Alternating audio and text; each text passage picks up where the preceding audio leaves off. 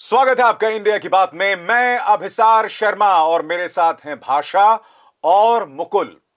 और आज जो तीन मुद्दे मैं आपके सामने लेकर आया हूं, मुद्दा नंबर 1, हम बात करने जा रहे हैं कि किस तरह से राष्ट्रीय बेइज्जती हुई है एसबीआई की, राष्ट्रीय बैंक की, सुप्रीम कोर्ट में मोदी सरकार को बचाने के लिए। और चुनाव आयुक्त अरुण गोयल का इस्तीफा क्या कहता है। मुद्दा नंबर 2, युवाओं को न्याय, महिलाओं को न्याय को लेकर राहुल गांधी और कांग्रेस एक योजना लेकर आए हैं। क्या यह चुनाव में गेम चेंजर बन सकता है। और मुद्दा नंबर 3 जो हम आपके सामने लेकर आए हैं, चुनावों से ठीक 2 महीने पहले सीएए लागू करना क्या बतलाता है। मगर सबसे पहले हम चर्चा करने जा रहे हैं जो पूरा घटनाक्रम सुप्रीम कोर्ट में हुआ।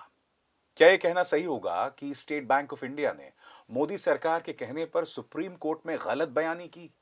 पहले कहा कि हम सीक्रेट इलेक्टोरल बॉन्ड से जुड़ी जानकारी आपको नहीं दे पाएंगे 30 जून तक, और उसके बाद फटकार लगने के बाद उन्हें 12 मार्च को देना पड़ा। बड़ा सवाल यह कि किस उद्योगपति ने कितना पैसा भाजपा को दिया है और उसके एवज में उसे क्या फायदा हुआ है, क्या यह राज खुलेगा। और इसी हफ्ते चुनाव आयुक्त अरुण गोयल का इस्तीफा हो जाता है रहस्यमय तरीके से। क्यों, इसकी चर्चा बिल्कुल नहीं हो रही है। क्या है इस मुद्दे का पंच, बताएंगे मुकुल। अभी सारे इसमें महत्वपूर्ण यह है कि चंदे का खेल तभी समझ में आएगा जब किसने दिया के साथ ये भी पता चलेगा कि कब दिया, किस तारीख को दिया और उसके बाद क्या फैसले सरकार ने उसके पक्ष में लिए। तो इसके लिए मुझे लगता है कि विपक्ष और कुछ आप जैसे पत्रकार, हम जैसे पत्रकारों को बहुत मेहनत करनी होगी, इसे डिकोड करना होगा। भाषा, क्या है इस मुद्दे का पंच। एक बात तय है कि सुप्रीम कोर्ट ने अपनी लाज बचा ली, अपने फैसले पर कायम रहे। और दूसरा इससे जो जुड़ा हुआ पहलू यह है कि इतना मॉडिफाइड है पूरा का पूरा सिस्टम कि एसबीआई 22,000, जी हां 22,000 इलेक्टोरल बॉन्ड्स का डिटेल नहीं दे पाता। इंतहा यह है कि चुनाव आयुक्त भी किस तरह से रिजाइन करते हैं और कहीं से भी कोई डिटेल इन्वेस्टिगेशन इस पर नहीं आता। हर जगह बस मोदी जी और मोदी जी का शिकंजा है। अब इसार, क्या है इस पे आपका पंच।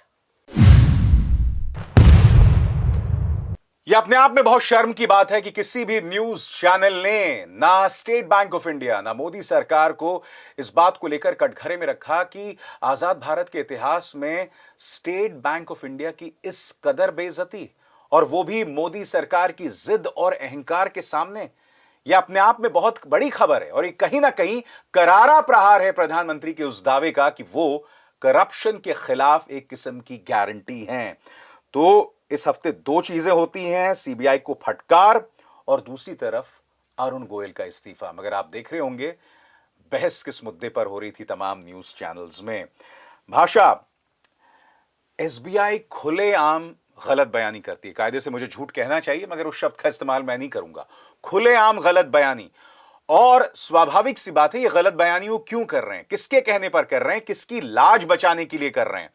और शॉकिंग बात यह है कि इस चीज की तरफ लोगों का ध्यान नहीं गया कि चुनाव आयोग ने भी एक इस किस्म का कंटेम्प्ट ऑफ कोर्ट किया, क्योंकि अदालत का एक हिस्सा था आदेश का कि 2019 से पहले इलेक्टोरल बॉन्ड्स को लेकर जो आदान प्रदान हुआ है उसको लेकर आप जानकारी मुहैया कराएं। जहां तक मुझे पता है अभी तक उन्होंने वो जानकारी नहीं दी है। जी, इतनी बड़ी चीजें हो रही मगर इसकी कोई चर्चा नहीं। देखिए, चर्चा करने वाले कौन लोग हैं ये बहुत साफ है। लेकिन मुझे लगता है कि एसबीआई ने जिस तरह से मोदी सरकार को बचाने का उपक्रम किया है, इससे यह साबित हुआ कि इतनी ज्यादा बेशर्मी है। तकरीबन वही इंसिडेंट, उस तरह का इंसिडेंट मुझे दिखाई दे रहा है विसार, जैसे चंडीगढ़ मेरे इलेक्शन में था। बिल्कुल उसी तरह की बेहियाई, बेशर्मी, जब सुप्रीम कोर्ट को कहना पड़ा कि लोकतंत्र की हत्या है। यहां पर भी वही हाल था कि उन्होंने कहा कि 4 महीने और चाहिए, जबकि तमाम लोग पब्लिक डोमेन में डाल रहे थे कि ये एक क्लिक का मामला है।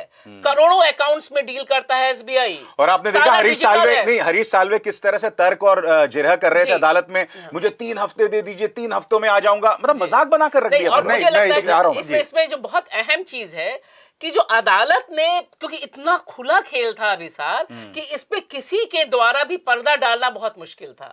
और इसलिए देखिए मजबूर में, क्योंकि ये अवमानना थी। आप देखिए एडीआर तुरंत गया, उसने कहा कि ये सुप्रीम कोर्ट के आदेश की अवमानना है। तो अवमानना से तो एसबीआई को बचा दिया, क्योंकि वो तो फिर एक कंटेम्प्ट का मामला बन जाता दूसरे ढंग का।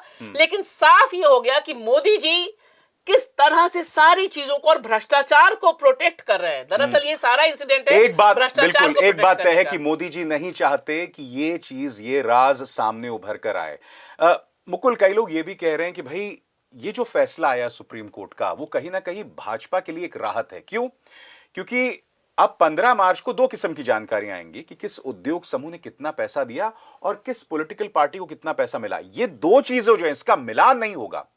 मैं कहता हूं जो पॉलिटिकल पार्टी 56 इंची राजनीति की बात करती है, वो घोषणा कर देना कि किस उद्योग समूह ने उन्हें कितना पैसा दिया। दूध का दूध, पानी का पानी हो जाएगा और प्रधानमंत्री नरेंद्र मोदी की गारंटी, उसकी भी परख हो जाएगी। तो अभिसार पहले दिन से ही कहा जा रहा था कि ऊपर वाले यानी मोदी जी कुछ रास्ता निकाल लेंगे, वो रास्ता निकल जाएगा और ये बिल्कुल साफ है। देखिए, पहली जो बात है कि एसबीआई ने 30 जून तक का समय मांगा, लेकिन जब डांट पड़ी तो 12 मार्च तक दे दिया। यानी वो दे सकता था। पहला झूठ तो यही कि आप जब दे सकते थे, पेन ड्राइव में दे दिया, तो यानी आप उसे कुछ छुपाना चाहते। तो एसबीआई का अपना हित तो था नहीं उसमें, यानी वो किसी के दबाव में था, ये बिल्कुल साफ है। और दबाव किसका है? सरकार का है। विपक्ष का तो दबाव उस पर हो नहीं सकता। तो ये सब चीज़ें साफ हो गई। लेकिन अब भी वही महत्वपूर्ण बात है कि लोग ये कह रहे हैं और ये आशंकाएं हैं कि इससे एक डिटेल नहीं मिल पाएगी और उसको डिकोड करने में कि ये पैसा किसने कब दिया, कैसे दिया, उसको क्या फायदा हुआ, इसमें बहुत मेहनत लगनी है और शायद चुनाव बीत जाए। और देखिए, मैं एक यहाँ जिक्र करूंगी कि न्यूज लॉन्ड्री ने जो खबर शाया की पब्लिक की, वो बता रहा है कि जो कॉर्पोरेट 90% कॉर्पोरेट डोनेशन जो है बीजेपी को गया, ये एक तथ्य है जो पब्लिक डोमेन में है। दूसरा, उसने 30 कंपनियों का भी डिटेल दिया है, उन्होंने किस तरह से 2014 के बाद पैसा बीजेपी को इलेक्टोरल बॉन्ड्स के जरिए दिया। सुप्रीम कोर्ट बोल चुका है कि अनकॉन्स्टिट्यूशनल है। तो सवाल ये है कि भ्रष्टाचार तो एक तरह से स्थापित है, नाम ही का खाली खेल है कि नाम पता चलेगा, कितना नाम पता चलेगा, पैसा किसको गया ये तो सामने मैं ये कहता हूं मुकुल, विपक्ष क्यों नहीं अपनी तरफ से पहल करता? विपक्ष बताए ना कि भाई किस औद्योगिक समूह ने उन्हें कितना पैसा दिया, ये सार्वजनिक करे। क्योंकि देखिए, आपत्ति तो उस वक्त भाजपा को ही दिखाई दे रही है ना जी। उसी के जो पिछलग्गू हैं बार एसोसिएशन के, राष्ट्रपति महोदया से अपील करते हैं। तो मैं तो कहता हूं विपक्षी दल क्यों नहीं इसको सार्वजनिक कर सकते हैं? बहुत महत्वपूर्ण बात कही और विपक्ष को शायद ये पहलकदमी लेनी चाहिए थी जब ये डिनाई कर रहा था कि हम 30 जून तक जाएंगे। कांग्रेस और पार्टीज, टीएमसी ये कहते कि हमें जिसने चंदा दिया है, हम उन नामों का उल्लेख ये उद्घाटन कर रहे हैं, बता रहे हैं लोगों को। तो ये बड़ी अच्छी पहल होती जो आपका ये सुझाव है, इस पर उठाना चाहिए था, लेकिन इस तरह से नहीं हुआ। तो महत्वपूर्ण अब ये है कि मैं कह रहा हूं कि अब भी ये पता लगना, जब तक ये पता नहीं लगेगा किसने किसे कब दिया, क्यों दिया, इससे बहुत बड़ा एक राजनीतिक तो आप मानेंगे कि ये भाजपा की कोई एक राहत है, जीत है? क्योंकि देखिए, वो मिलान तो अभी नहीं होने वाला है, कम से कम चुनाव से पहले। हाँ, तो भाजपा ने वो रास्ता निकाल लिया है और भाजपा को निश्चित तौर पर इससे फायदा होगा। भाषा, अब जरा एक और मुद्दे पर आते हैं, क्योंकि जब सुप्रीम कोर्ट के सामने ये मामला आया, आपने जिक्र भी किया, एसोसिएशन ऑफ डेमोक्रेटिक रिफॉर्म्स ने एक और अदालत में चुनौती दी है कि जिस तरह से चीफ जस्टिस ऑफ इंडिया को चुनाव आयुक्तों के चुनाव से बाहर कर दिया गया, मोदी सरकार के उस फैसले को अब सुप्रीम कोर्ट में चुनौती दी है। और इत्तेफाक देखिए, अरुण गोयल साहब जो इस्तीफा देते हैं, यह अपने आप में मेरे ख्याल से अप्रत्याशित है कि आजाद भारत के इतिहास में चुनाव से महज 2 महीने पहले कोई चर्चा नहीं। क्या रहस्य है, क्या वजह है? अब 2 महीने भी नहीं रहे। मैं कह रही हूं कि अप्रैल में चुनाव हो जाएंगे। और वो भी वो शख्स जिन्हें किस तरह से लाया गया उस पर भी सवाल उठा। बिल्कुल। वीआरएस लिया और अगले दिन ही उनकी नियुक्ति हो गई, मतलब 2 दिन के भीतर उन्होंने ज्वाइन कर लिया था और वो मोदी जी के बहुत विश्वसनीय, भरोसेमंद व्यक्ति बताए जा रहे थे। लेकिन देखिए, मुझे लगता है ये तकरीबन मामला, अगर हम याद दिलाएं कि आरबीआई गवर्नर को लेकर जब मामला था, बिल्कुल उर्जित पटेल का मामला जैसे था कि रघुराम राजन ने भी वक्त से पहले इस्तीफा दे दिया था, हालांकि वो उनके आदमी नहीं थे। ये सारी चीजें दिखा रही हैं कि आपके आदमी के लिए भी इतना मुश्किल हो गया है कि आप अपनी प्रेस्टीज को कैसे लेके जाएंगे। मुझे आसनसोल के वो बिहारी बाबू दिखाई दे रहे थे कि भाई जिनको भाजपा ने वहां से चुनाव लड़ा दिया, लड़ाने के लिए खड़ा कर दिया, लेकिन उन्होंने कहा कि भैया मेरी इज्जत चली जाएगी। तो यहाँ जो चुनाव आयुक्त का इस्तीफा है, वो पूरे प्रोसेस पर बहुत बड़ा सवाल है। और जिस तरह से मोदी जी नए आयुक्तों को बैठाने जा रहे हैं, नियुक्त करने जा रहे हैं, उससे लग रहा है कि पूरी जो चुनावी प्रक्रिया है वो भी मॉडिफाइड ही प्रक्रिया हो रही है। बिल्कुल, मैं कहता हूं ईवीएम हैक करने की जरूरत नहीं है, जो आपने सिस्टम को हैक कर दिया। मुकुल, और मैं क्या देख रहा था समानांतर तौर पर कि देखिए, अगर तो ये एक सामान्य घटना होती तो बात समझ आती, मगर मैं 2 खबरें देख रहा था। अडानी का न्यूज चैनल अचानक ये खबरें चलाने लग गया कि देखिए निजी कारणों से उन्होंने इस्तीफा दे दिया। कोई खबर, कोई पड़ताल, कुछ नहीं, कोई बयान नहीं, कुछ नहीं। और फिर मैंने क्या देखा, टाइम्स नाउ में एक दिलचस्प खबर देखी।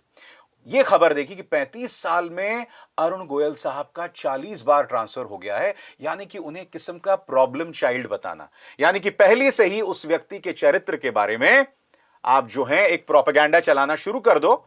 तो मुझे तो ये साफ तौर पर दिखाई दे रहा है, जो हश्र अशोक लवासा का हुआ था जब उन्होंने मोदी जी और अमित शाह से सवाल पूछे थे, यहां पर भी एक किस्म से एक प्रोपेगेंडा उनके खिलाफ चलाया जाने लगा। उन्होंने भी डिसेंट लगाया था, तो उनके खिलाफ और उनके परिवार के खिलाफ कितनी जांचें बैठ गई, ये सबने देखा। ऐसी अरुण गोयल साहब का, इनकी नियुक्ति और इस्तीफा दोनों ही रहस्यमय है। इनकी नियुक्ति भी ऐसी हुई थी एक ही दिन में, जैसे भाषा ने कहा। इनका इस्तीफा भी एक ही दिन में हुआ और तुरंत ही स्वीकार भी हो गया। अब हो सकता है कि ये अंदर खाने खबरें भी चल रही कि कोई मतभेद जरूर है, मतभेद के बिना तो ये इस्तीफा नहीं। वही तो देश को जानना है कि भाई कैसे मतभेद हैं कि आपका अपना, क्षमा कीजिएगा, पालतू वो भी इस्तीफा दे रहा है जी। तो ये एक बड़ा हो सकता है कि वो उतने काम ना आ पा रहे हो जो अब इस चुनाव में लेना है उन्हें चुनाव आयोग से।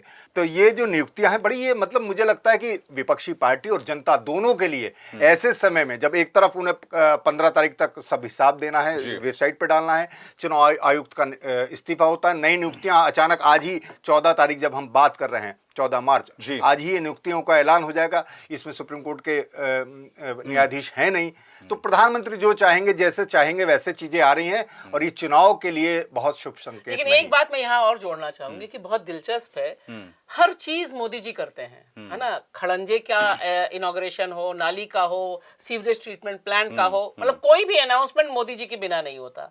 और हम और आप सब कयास लगाते हैं, क्योंकि अभी तक तो कायदे से चुनाव डिक्लेयर हो जाना चाहिए था। बिल्कुल। लेकिन जब आ गया कि मोदी जी इस तारीख को इस राज्य जा रहे हैं, इस राज्य जा रहे हैं, यानी तब तक चुनाव नहीं है। तो मुझे लगता है कि अब जो नया फ्रेमवर्क बना है, इसमें चुनाव घोषणा भी इलेक्शन कमीशन कब करेगा, कैसे करेगा, या मोदी जी उसमें भी कोई नया तरीका निकालेंगे कि भाई आज के बाद मैं चुनावी भारत यात्रा नहीं करने जा रहा, अब भाई तुम चुनाव डिक्लेयर कर दो, अब 400 पार वाला मेरा मैथमेटिक्स पूरा हो गया।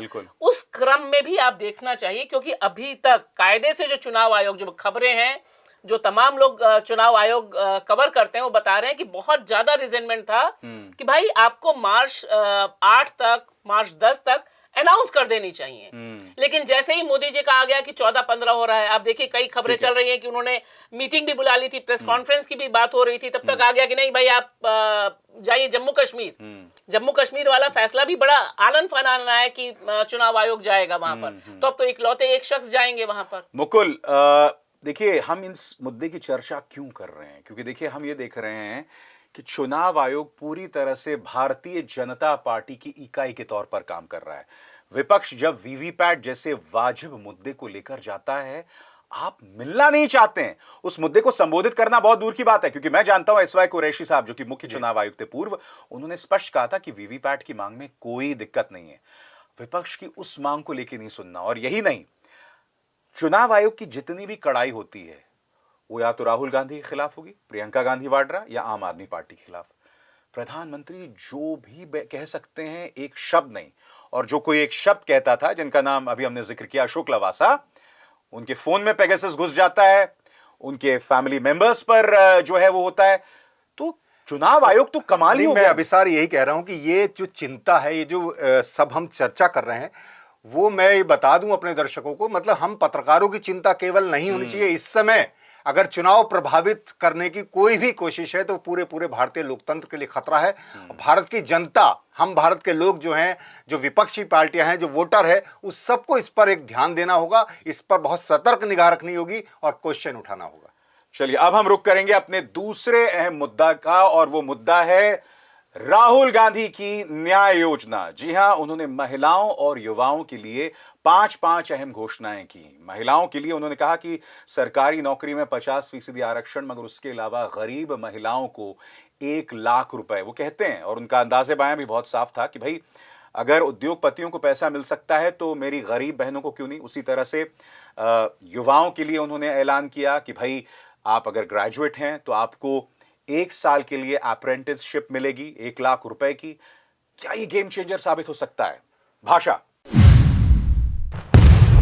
अभिसार, एक बात साफ है कि जिस तरह से उन्होंने एजेंडा सेट किया, भारत जोड़ो न्याय यात्रा के दौरान, उससे यह लग रहा है कि जो बेसिक मुद्दे हैं उनको उन्होंने छुआ, और इसीलिए तमाम ऐसे लोग जो बाकी जगहों पे नहीं थे उनके साथ खड़े हुए दिखाई दिए। लेकिन मुझे एक जो सबसे बड़ी चिंता है कि गेम चेंजर तब होगी राहुल गांधी की ये तमाम घोषणाएं जब उनकी टीम और कांग्रेस नेता इसे नीचे तक पहुंचाएंगे, और मीडिया का जो एक और खेमा है उनके साथ राहुल गांधी और राहुल गांधी का जो मीडिया प्रभारी है वो इंचार्ज इंटरैक्ट करने के लिए, बात करने के लिए, मैसेज जनता तक पहुंचाने के लिए एक नेटवर्क तो विकसित करेंगे, वरना ये फील गुड रहेगा।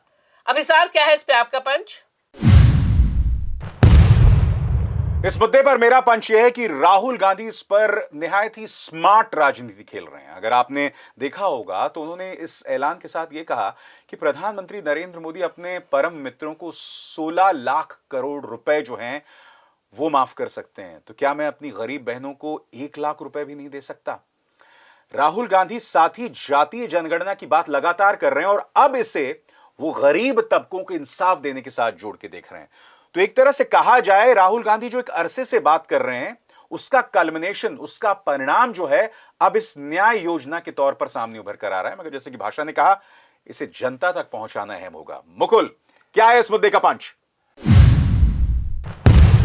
अभिसार, ये बिल्कुल गेम चेंजर साबित हो सकती हैं योजनाएं, क्योंकि जब लाडली योजना, महतारी योजना बीजेपी के लिए फायदेमंद हो सकी तो ये कांग्रेस के लिए भी हो सकती है। लेकिन जैसे भाषा ने कहा, इसे एक मुद्दा बनाना, नीचे तक ले जाना, सबको ये जानकारी हो कि उन्हें कांग्रेस क्या देने जा रही है गारंटी, मोदी की गारंटी के बरक्स राहुल की गारंटी या कांग्रेस की गारंटी।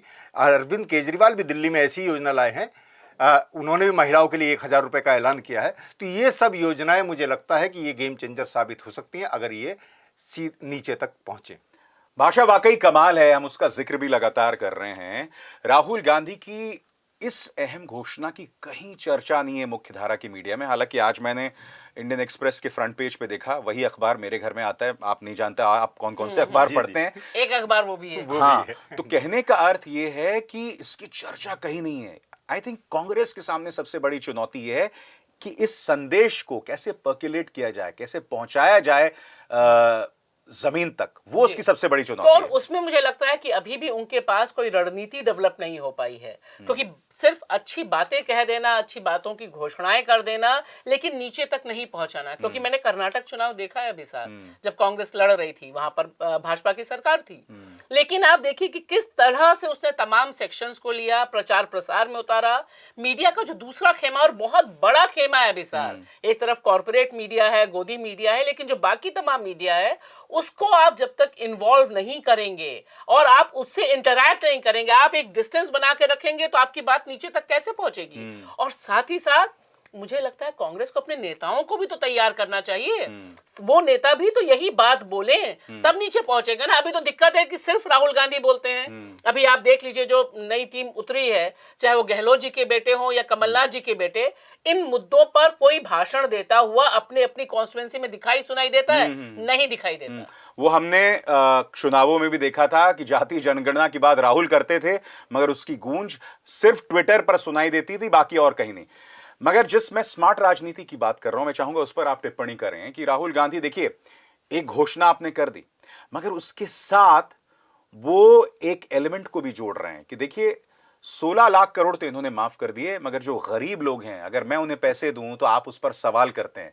तो मुझे लगता है ये अपने आप में बहुत एक अहम पहलू है उस राजनीति नहीं, का। ये बहुत जरूरी पहलू है और वो इसी बात को वो जोड़कर ये बताना चाहते हैं, क्योंकि उन्हें मालूम है कि गोदी मीडिया यही बताएगा कि पैसा कहाँ से आएगा, पैसा कहाँ से आएगा, पूरा राजकोष खाली हो जाएगा, ये कैसे देंगे अगर इनकी सरकार आती। तो महत्वपूर्ण वही है, जैसे जातीय जनगणना की बात की, राहुल ने वो बात उठाई, लेकिन जातीय जनगणना केवल एक जनगणना नहीं है, उस गणना का कोई महत्व है और उससे क्या फायदे होंगे, वो बात भी नीचे तक नहीं पहुंची अभी तक। जब हम 2024 के चुनाव में जा रहे हैं, जब उन्होंने बात पहले से उठानी शुरू कर दी थी। इसी तरह ये वाली योजना हो सकता है कि ये योजना, क्योंकि सीधे पैसे का मामला है कि हम इतना पैसा देंगे, क्योंकि लाडली योजना के तहत बीजेपी ने यही आजमाया, महतारी योजना लेकर आए वो, उसमें भी यही। तो मुझे लगता है कि ये अपील करेगा, पर इसे ठीक ढंग से ले जाए। आपको लगता है मुकुल की जातीय जनगणना का मुद्दा राहुल गांधी जातीय अस्मिता के तौर पर उठाना चाहते थे, मगर ना ये हो पाया ना वो हो पाया, ऐसा लगता यही है। पर उसका कारण एक ये बड़ा भी है, हम सब जानते हैं कि मीडिया किसके साथ है, मतलब प्रचार तंत्र किसके साथ है। मैं अभी मेट्रो में आ रहा था, मैं देख रहा हूं कि मेट्रो के हर कूपे में, हर डब्बे में मतलब मोदी जी की योजनाएं ही लगी हैं। मैं अगर रेडियो खोलता हूं, एफएम खोलता हूं, तो एफएम पर भी थैंक यू मोदी जी कहते हुए बच्चे आ रहे हैं। ऐसी ऐसी जैसे भाषा भी अभी हमने जिक्र किया था कुपोषण को लेकर, तो थैंक यू मोदी जी वो कर रहे हैं, जबकि ये हाल है असलियत। आप ये बात कर रहे हैं भाषा, इनफैक्ट इस पर मैंने एक शो भी हाल तो में जब किया। प्रचार नहीं होगा, नीचे तक नहीं जाएगी विपक्ष की आवाज, तो वो मुद्दा भी नहीं बन पाता। और दूसरी तरफ जो प्रचार का ये आलम है, आपने देखा होगा, मैं थोड़ा सा डाइग्रेस कर रहा हूं इस मुद्दे से, आपको याद होगा किस तरह से भाजपा का एक वीडियो वायरल किया जा रहा था, विदेश मंत्री से लेकर रेल मंत्री से लेकर सूचना प्रसारण मंत्री को लेकर, एक औरत जो, एक लड़की जो रो रही है अपने माँ बाप से कि मोदी जी ने वॉर रुकवा दिया और हमें बाहर निकाल लिया यूक्रेन से। सरासर झूठ। आपका विदेश मंत्रालय कह रहा था, यह बात सरासर गलत है कि अगर हम कुछ दिनों के लिए रुकवा सकते थे तो हम पूरा वॉर ही रुकवा देते, और फिर से हमने शुरू करवा दिया, परमाणु युद्ध भी रुकवा दिया। बिल्कुल, मतलब ये कुछ भी अगर मैं कह रहा हूं फिलिस्तीन में भी रमजान में करा दें जरा सीज फायर जैसा। लेकिन मुझे यहाँ लगता है कि अभिसार एक बात बहुत साफ है कि कांग्रेस के लिए यह यात्रा और इस यात्रा का कल्मिनेशन इस डिक्लेरेशन से होना बहुत जरूरी, क्योंकि ये एक अल्टरनेटिव है। और यहाँ पर देखिए, जिस समय हम बात करें, कुछ भी कहिए, मोदी जी की एक छवि तो नीचे है कि वो अडानी जी के बहुत प्रिय हैं। अडानी जी उनको बहुत प्यार करते हैं, अंबानी जी के बहुत खास हैं। ये तमाम जो मूवमेंट्स चले हैं, उन्होंने भी, जैसे किसान आंदोलन, किसान और मजदूर महापंचायत हो रही है, तो वहां भी जो ओपन डिक्लेरेशन है, क्योंकि किसान और मजदूर तो एक मेजर चंक है वोट बैंक का, उसके साथ अगर आप ये क्लब कीजिए, क्योंकि राहुल गांधी की ये खासियत है जो आप कह रहे हैं कि स्मार्ट प्ले कर रहे हैं, वो विकल्प भी देते हैं। वो बताते हैं कि जब आप इसका छूट दे सकते हैं तो इसका क्यों नहीं दे सकते हैं, महिलाओं को क्यों नहीं दे सकते। और महिलाओं वाला कार्ड कर्नाटक में भी बहुत अहम चला था, क्योंकि हम सब जानते हैं कि महिलाएं ज्यादा वोट कर रही हैं, चाहे बिहार हो, चाहे कर्नाटक हो, चाहे यूपी हो, तो उसमें एक एम्पावरमेंट की जो बात है, और यह बात है कि भाई ये संभव है।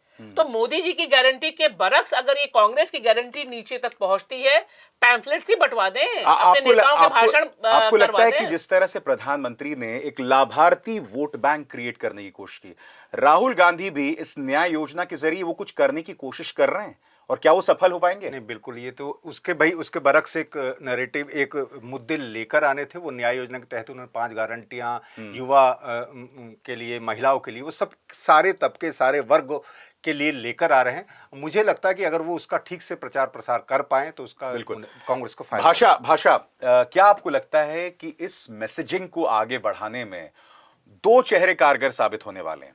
तेजस्वी यादव बिहार में और अखिलेश यादव जो पीडीए की बात कर रहे हैं, पिछड़े, दलित और अल्पसंख्यक अलायंस की वो बात कर रहे हैं, और तेजस्वी बात कर रहे हैं माई बाप। हाँ, तेजस्वी माई बाप की बात कर रहे हैं। आपको लगता है, और मुझे तो लगता है कि राहुल से कहीं ज्यादा सफल इस मैसेजिंग को आगे करने में तेजस्वी साबित हुए हैं, क्योंकि उन्होंने नौकरियां भी दी हैं एक तरह से, उन्होंने वो भी किया है। उनके पास 17 महीने का जो समय है जिसको वो लगातार बोल रहे हैं। और देखिए, मुझे लगता है कि ये एक टीम वर्क होना है अभिसार।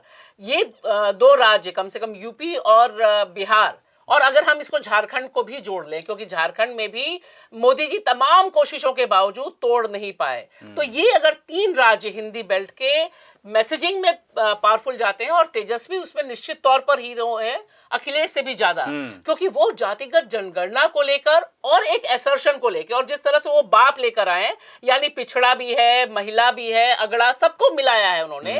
ये अगर मैसेज कुछ उत्तर प्रदेश के कुछ इलाकों में भी जाता है, तो इससे एक बड़ा गेम चेंजर के तौर पे एस्टैब्लिश हो सकता है, और महाराष्ट्र में भी इस बात की सुगबुगाहट है। चलिए, अब हम रुख करना चाहेंगे अपने तीसरे और आखिरी मुद्दे का, और चुनावों से ठीक पहले सीएए को लागू करने को लेकर जो है घोषणा कर दी जाती है। आज अमित शाह ने इंटरव्यू भी दिया, उन्होंने कहा कि इससे नागरिकता नहीं जाएगी, ये महज नागरिकता देने की बात की जा रही है, और इसे फिलहाल एनआरसी से जोड़ के नहीं देखा जाना चाहिए। मगर प्रचार शुरू हो गया है, और उसका मकसद साफ है कि किसी तरह से ध्रुवीकरण की स्थिति पैदा करो। यानी कि मकसद वही था, आपके पास 4 साल थे, आपने 4 साल में कुछ नहीं किया, चुनावों से ठीक पहले आपने ये किया, जिससे आपको समझ आ रहा है कि इसके पीछे क्या सोच है। क्या है इस मुद्दे का पंच, बताएंगी भाषा। देखिए, मुझे यहाँ लगता है कि ये एक टीम वर्क होना है अभिसार। ये 2 राज्य, कम से कम यूपी और बिहार, और अगर हम इसको झारखंड को भी जोड़ लें, क्योंकि झारखंड में भी मोदी जी तमाम कोशिशों के बावजूद तोड़ नहीं पाए, तो ये अगर 3 राज्य हिंदी बेल्ट के मैसेजिंग में पावरफुल जाते हैं, और तेजस्वी बात कर रहे हैं माई बाप की, तो उन्होंने वो भी किया है। जिससे आप अब इस क्रोनोलॉजी अमित शाह जी को समझानी जरूरी है कि अमित शाह जी, आप जो कह रहे हैं उस पर विश्वास कोई इसलिए नहीं करेगा क्योंकि 2 महीने पहले इसे लाने की कोई जरूरत नहीं थी। सिर्फ और सिर्फ हिंदू मुसलमान ध्रुवीकरण और मुसलमानों के दिमाग में एक खौफ का माहौल पैदा करना और हिंदू वोटर को पोलराइज करना, क्योंकि उनके दिमाग में बैठ गया है कि सिर्फ और सिर्फ राम के नाम पर इतना बड़े पैमाने पर वोट वो हासिल नहीं कर सकेंगे। ये पूरा का पूरा कम्युनल कार्ड पर सिटीजनशिप और संविधान को डिवाइड करना है। अब इसार क्या है इस पे आपका पंच? इस मुद्दे पर मेरा पंच यह है कि देखिए, जिस तरह से प्रचार किया जा रहा है, जिस तरह से व्हाट्सएप में मैसेज जा रहा है, तो स्वाभाविक सी बात है मुसलमानों में उस बात को लेकर आशंकाएं हैं। अब होगा क्या, आने वाले दिनों में दोनों ही पक्षों की तरफ से भड़काऊ बयानबाजी होगी, और जैसे ही भड़काऊ बयानबाजी होगी तो राजनीति के स्तर पर भाजपा जो चाहती है वो बहुत आसानी से हो जाएगा। यानी कि एक तरफ राम मंदिर को लेकर जिस तरह से उग्र हिंदुत्व की भावना को आगे बढ़ाया गया, और अब सीएए के जरिए एक बार फिर इसे परवान चढ़ाया जा रहा है। मुकुल, क्या है इस मुद्दे का पंच? मेरी बात भी इससे अलग नहीं है आप लोगों से कि राम मंदिर से बीजेपी का काम नहीं चल रहा था, इसलिए वो सीए लेकर आई, और बिल्कुल एन चुनाव से पहले वो चाहती है कि समाज में एक तनाव, एक बेचैनी पैदा हो। इसी वजह से वो उसे, और जैसे भाषा ने कहा कि क्रोनोलॉजी खुद अमित शाह ने समझाई थी कि यह पहले सीए आएगा फिर एनआरसी आएगी। भाषा, आपको याद है वो हमने एक तस्वीर देखी थी कि कुछ लोग सड़क पर नमाज पढ़ रहे थे, तो किस तरह से एक पुलिस वाला उसे लात मार रहा था। मुझे लगता है कि ये जो इस वक्त सीए को लेकर कदम उठाया गया है ना, सांकेतिक तौर पर वो भी काफी हद तक वही है। हालांकि मेरा ये मानना है कि सीए से किसी की नागरिकता नहीं जाएगी, उसी तरह से मेरा यह भी मानना है कि भाई सड़क पर कोई धार्मिक आयोजन नहीं होना चाहिए, मगर आपको किसी ने अधिकार नहीं दिया कि आप इस तरह से लात मारे। मुझे लगता है कि जो वो तस्वीर हम देख रहे थे सांकेतिक तौर पर वही है जो सीए के जरिए कोशिश की जा रही है। बिल्कुल, और जो नफरत फैला दी गई है, क्योंकि यह जो शख्स दिल्ली पुलिस में सब इंस्पेक्टर है जो लात मार रहा है, उसकी शक्ल चेतन कुमार से मिलती है जो पिछले साल 4 लोगों को चलती ट्रेन में मारता है क्योंकि वो मुसलमान है। तो ये जो नफरत है, और देखिए इसकी एक और बहुत बड़ी तस्वीर अभिसार सामने आई, जैसे ही सीए अनाउंस होता है तमाम मुस्लिम बहुल इलाकों में पुलिस पैरामिलिट्री मार्च करना शुरू कर देती है। यानी आप माहौल बना रहे हैं कि अब तो मुसलमान सड़क पर आएंगे, अब तो कुछ होगा, अब कुछ हंगामा हो सकता है। मैंने खुद देखा है कि आप दंगा रोधक वहां पे वाहन भेज देते हैं। क्यों? कहीं से भी कोई प्रोटेस्ट हुआ नहीं, लेकिन आपका कयास था कि मुसलमान सड़क पर आ जाएंगे और फिर हम उनको पीटेंगे, फिर वहां से पत्थरबाजी होगी और एक सीन क्रिएट होगा। बिल्कुल सही मायने में यही क्रोनोलॉजी है। ये जो क्रोनोलॉजी है ना, ये नफरत की क्रोनोलॉजी है अमित शाह जी। ये जो नफरत आप फैलाना चाहते हैं ठीक चुनाव से पहले, वरना 4 साल आपको किसने रोक रखा था? आपने तो पास कर दिया था, राष्ट्रपति ने भी साइन कर दिया था। बिल्कुल। इस समय आप लाए हैं और आप कह रहे हैं नागरिकता देना। अरे हम सब जानते हैं आप नागरिकता पहला वाला जो कानून था उसमें भी दे सकते थे। ये आप सिर्फ धर्म के आधार पर 3 देशों में बंटवारा कर रहे हैं। मुकुल, चुनावी सोच स्पष्ट है। राम मंदिर के जरिए हिंदुत्व की भावना को जगाइए, इसके जरिए एक जो है उसको और उसका नॉच ऊपर बढ़ाया जाए, उग्र हिंदुत्व को। एक तरफ उग्र हिंदुत्व, दूसरी तरफ छद्म राष्ट्रवाद, और इसी के जरिए भाजपा को लगता है कि राह आसान होने वाली है। नहीं तो बिल्कुल उनकी यही क्रोनोलॉजी तो पूरी, मैं बता रहा हूँ कि यही अमित शाह जी ने भी कहा था, और कई बार संसद में कहा, ये नहीं कि बाहर किसी रैली में कहा कि भाई पहले सीए आएगा फिर एनआरसी आएगा। और वही वाली बात भाषा ने जैसे कहा कि मुस्लिम इलाकों में मैंने देखा कि कुछ बच्चों ने कुछ अपनी बात रखनी चाहिए, असहमति जतानी चाहिए जामिया में, डीयू में, पर उनके साथ कैसा सलूक किया गया, कितनी पुलिस थी, कितनी पैरामिलिट्री फोर्सेस थी। तो इसका एक विरोध तो हो रहा है और तमाम दलों ने भी इस पर एक पहलकदमी ली है, लेकिन वो ये चाह रहे हैं कि वो जैसे शाहीन बाग कुछ हुआ था ऐसा कुछ हो तो फिर हमारा कोई एक बंदा पहुंचे और एक गोली चलाने, और करंट शाहीन बाग तक पहुंचना चाहिए जैसे नारे सामने। बिल्कुल। तो ये एक बड़ा महत्वपूर्ण है और उन्हें इसी में राहत मिलती है, शायद वो यही पूरी राजनीति भी है। और जैसे आपने वो बताया लात मारने वाला, ये पूरा का पूरा अगर हम सब कुछ जोड़ लें, अभी आपको ये भूलना नहीं चाहिए यूसीसी भी आ चुका है उत्तराखंड में, और ट्रायल है वो पूरे देश में आना है। यूसीसी, सीए, एनआरसी, इससे पहले 370, ये सारे जो मुद्दे हैं वो पूरा का पूरी ये जो क्रोनोलॉजी बन रही है पूरा का पूरा कि एक मुस्लिम में एक बेचैनी पैदा। मैं जो बयानबाजी की बात कर रहा हूं जिसका जिक्र आपने भी किया, हमने देखा था शाहीन बाग आंदोलन के दौरान जो दिल्ली के चुनावों के साथ हो रहा था, अनुराग ठाकुर का बयान, देश के गद्दारों को गोली मारो, और उसके बाद 2 लोग जो है पिस्तौल लेके पहुंच जी, गए थे। जी। अमित शाह का कि भाई बटन यहां दबाओ, करंट शाहीन बाग हाँ में शाहीन बाग, फिर प्रवेश वर्मा। ये जो बयानबाजी हम देखते हैं, और दूसरी तरफ ओवैसी भी बहुत पैशनेट होकर इस मुद्दे को उठाते हैं। आपको लगता है कि खास तौर से बिहार के उन इलाकों में, या फिर उत्तर प्रदेश के उन इलाकों में, या फिर बंगाल के भी उन इलाकों में इस ओवैसी के किरदार से विपक्ष का खेल बिगड़ सकता है? क्योंकि देखिए ये कयास इस बार का नहीं है। हमने पिछली बार भी देखा बिहार चुनाव में, जब पिछला बिहार चुनाव हुआ था विधानसभा का, तब भी देखा पूरा जो सीमांचल का बेल्ट था वहां पर हमने देखा। और मुझे लगता है कि ये एक तकरीबन मुसलमानों के भीतर जो एक जागरूक सेक्शन है वो समझता है, और इस बार तो काफी समझदारी के साथ उन्होंने रिएक्ट भी किया जो शाहीन बाग को लेकर। यहाँ मैं जिक्र करूंगी कि एक जो मीडिया सर्कल है उसमें 2 लोगों ने मुझे फोन करके बोला कि आपके शाहीन बाग में कुछ प्रोटेस्ट हो रहा होगा तो जरा मैडम हमें बता दीजिएगा। तो वो आपका शाहीन बाग है क्योंकि मैंने किताब लिखी, और प्रोटेस्ट हो रहा होगा तो मुझे बता। मैंने कहा क्या आप लोग वहां जा रहे हैं? नहीं, हमारी वैन खड़ी हुई है लेकिन पता नहीं चल रहा, सारे लोग घर के अंदर ही हैं। ये 1.5 घंटे के भीतर की बात है, मतलब यहाँ अनाउंस होता है और उसके 1.5 घंटे के भीतर।